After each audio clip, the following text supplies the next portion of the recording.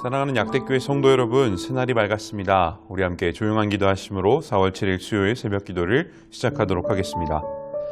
여호와께서 만민에게 심판을 행하시오니 여호와여 나의 의와 나의 성실함을 따라 나를 심판하소서.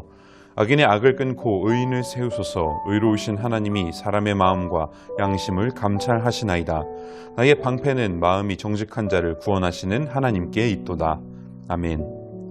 사랑의 주님, 오늘 이 아침 성도님들 첫 시간을 주님께 드리는 그 귀한 마음을 받아 주시옵소서. 우리 삶의 문제들로 하나님께 기도하고 또한 영적인 충만함을 간구하며 나아가오니 예배 가운데 우리의 중심과 마음이 하나님께 기쁨 되어지는 귀한 시간 될 수 있도록 주님 함께하여 주시옵소서.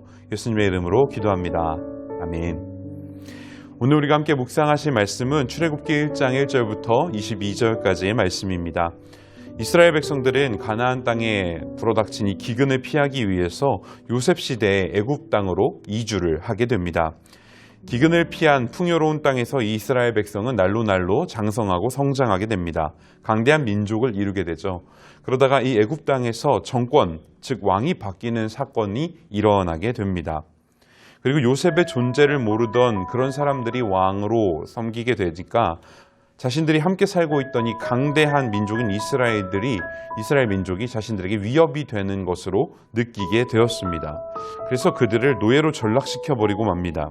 자신들이 도시를 세우는 일을 열심히 내고 있었는데 그 도시를 세우는 건물에 사용할 벽돌을 굽는 노동을 시키게 됩니다. 이렇게 고된 일을 시키면 이스라엘 민족들이 점점점 약해지고 점점점 나약해질 것이라고 생각한 그들은 이들을 노예처럼 아주 심하게 부리면서 행동했죠.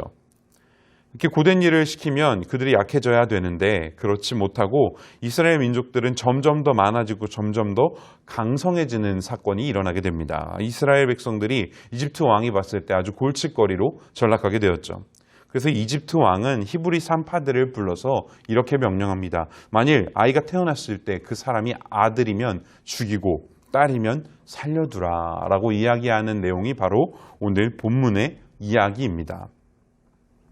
여러분, 모든 이야기의 시작은요, 고난과 역경으로부터 출발됨을 볼 수 있습니다. 오늘 본문에서는요, 이 애굽 왕의 악함, 아주 나약하고 악한 모습이 전적으로 드러나는 장면을 볼 수 있죠. 자신의 이익과 안전을 위해서 무고한 이스라엘 민족에게 종의 멍에를 짊어지우는 이 바로의 모습이 나타납니다.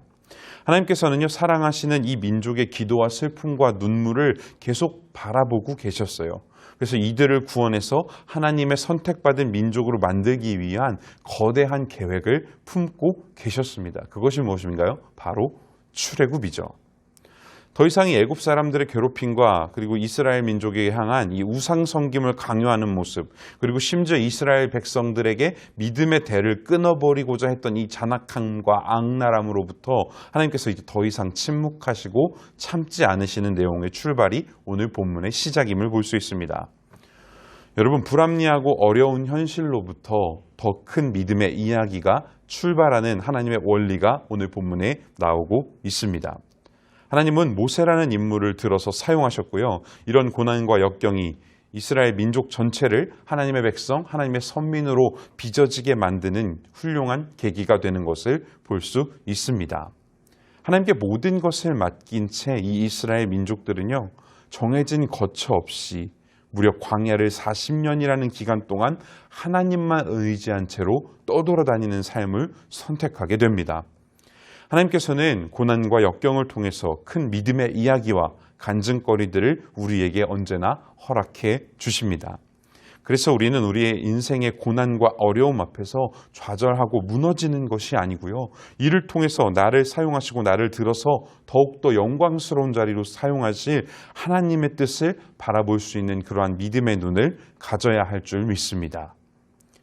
두 번째는요, 결국 악을 행하는 자, 그 악을 행하는 자들은 끝까지 악한 것을 선택하게 되고요. 그 끝까지 선택한 악 때문에 자기 자신을 스스로 찌르는 그런 멸망을 겪게 된다는 것입니다. 이 왕의 이야기를 한번 보실까요?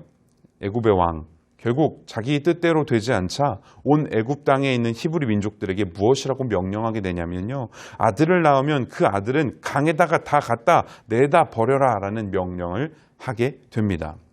아마 그렇게 강물에 뛰어보낸 이 남자아이가요, 굉장히 많았을 것이라고 생각이 들어요. 부모들은 울면서 눈물을 흘리면서 직접 죽일 수는 없지만 왕의 명령이니 울면서 실행했을 겁니다.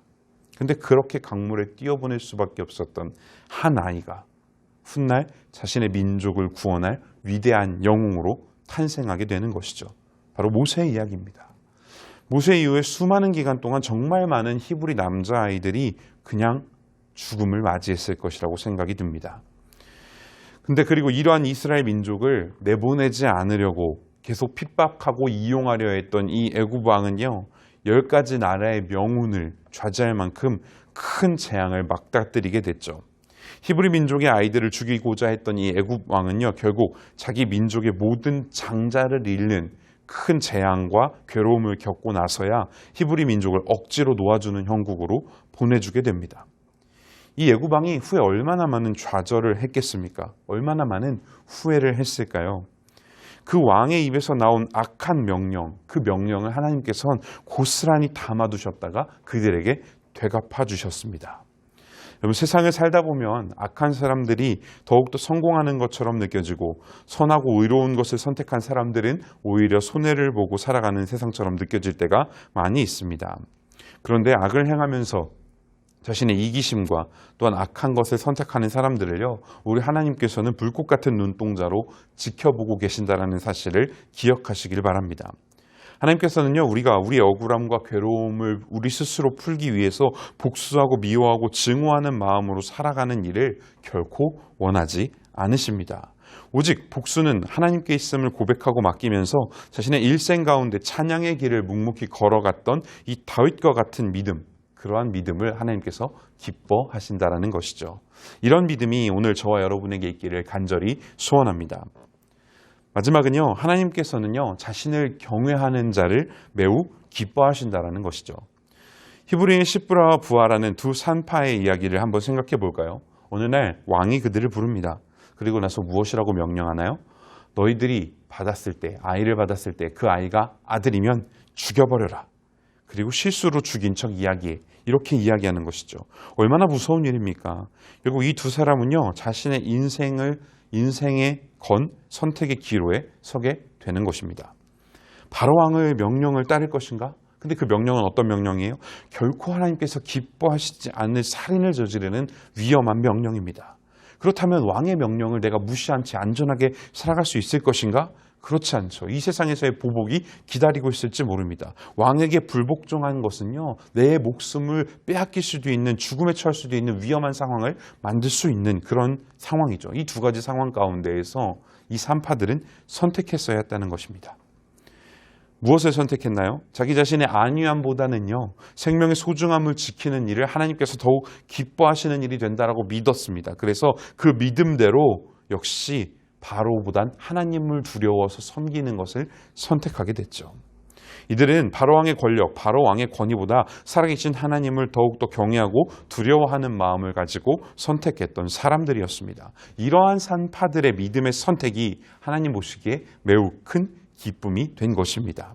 세상 가운데 두려워하지 않고요, 어려움과 위기를 처하는 상황이 온다 하더라도 온전히 하나님을 의지함으로 자신의 그 위기를 통해서 하나님께 영광을 올려드리는 것을 선택할 수 있었던, 여호와를 경외할 수 있었던 이 산파들의 믿음을 하나님께서 기쁘게 보셨다라는 것입니다. 말씀을 정리합니다. 우리의 역경과 고난을 통해서도 영광 받으시는 하나님을 기억하는 그런 하루가 되시기를 간절히 소원합니다. 우리를 괴롭히고 억누르는 원수가 있다 할지라도요, 우리 주님께서 친히 갚아주시고 보호하심을 믿으며 우리의 손과 발을 미움과 죄악의 길에서 떨쳐낼 수 있게 되시기를 간절히 소원합니다. 또한 세상의 문제와 어려움, 고통과 괴로움보다 우리 주님께서 더욱더 크고 위대하심을 인정하고 여호와를 경외했던 두 산파가 하나님을 경외함으로 형통과 축복의 복을 받는 인생으로 걸어갔던 것처럼 우리의 발걸음이, 저와 여러분의 인생이 그와 같은 축복된 길을 걸어갈 수 있는 그런 저와 여러분 되시기를 간절히 소원합니다. 함께 기도하시겠습니다.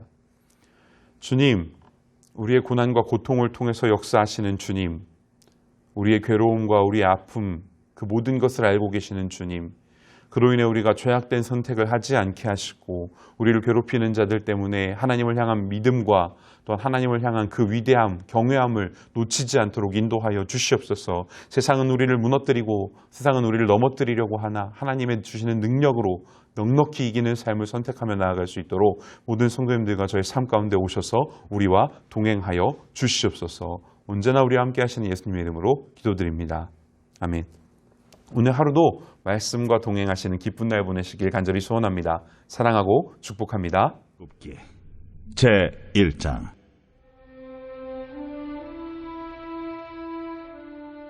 야곱과 함께 각각 자기 가족을 데리고 애굽에 이른 이스라엘 아들들의 이름은 이러하니 루벤과 시므온과 레위와 유다와 이사갈과 스불론과 베냐민과 단과 납달리와 갓과 아셀이요.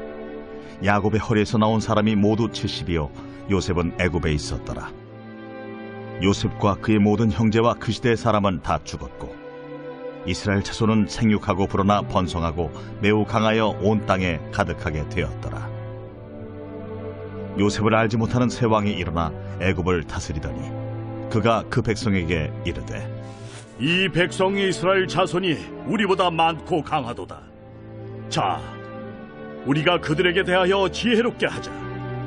두렵건대 그들이 더 많게 되면 전쟁이 일어날 때 우리 대적과 합하여 우리와 싸우고 이 땅에서 나갈까 하노라. 감독들을 그들 위에 세우고 그들에게 무거운 짐을 지워 괴롭게 하여 그들에게 바로를 위하여 국고성 비돔과 라암셋을 건축하게 하니라. 그러나 학대를 받을수록 더욱 번성하여 퍼져나가니 애굽 사람이 이스라엘 자손으로 말미암아 근심하여 이스라엘 자손에게 일을 엄하게 시켜 어려운 노동으로 그들의 생활을 괴롭게 하니 곧 흙 이기기와 벽돌 굽기와 농사의 여러 가지 일이라. 그 시키는 일이 모두 엄하였더라. 애굽 왕이 히브리 산파 십부라라 하는 사람과 부하라 하는 사람에게 말하여 이르되 너희는 히브리 여인을 위하여 해산을 도울 때 그 자리를 살펴서 아들이거든 그를 죽이고 딸이거든 살려두라. 그러나 산파들이 하나님을 두려워하여 애굽 왕의 명령을 어기고 남자 아기들을 살린지라. 애굽 왕이 산파를 불러 그들에게 이르되 너희가 어찌하여 이같이 남자 아기들을 살렸느냐? 산파가 바로에게 대답하되 히브리 여인은 애굽 여인과 같지 아니하고 건장하여 산파가 그들에게 이르기 전에 해산하였더이다. 하나님이 그 산파들에게 은혜를 베푸시니 그 백성은 번성하고 매우 강해지니라. 그 산파들은 하나님을 경외하였으므로 하나님이 그들의 집안을 흥왕하게 하신지라. 그러므로 바로가 그의 모든 백성에게 명령하여 이르되 아들이 태어나거든 너희는 그를 나일강에 던지고 딸이거든 살려두라.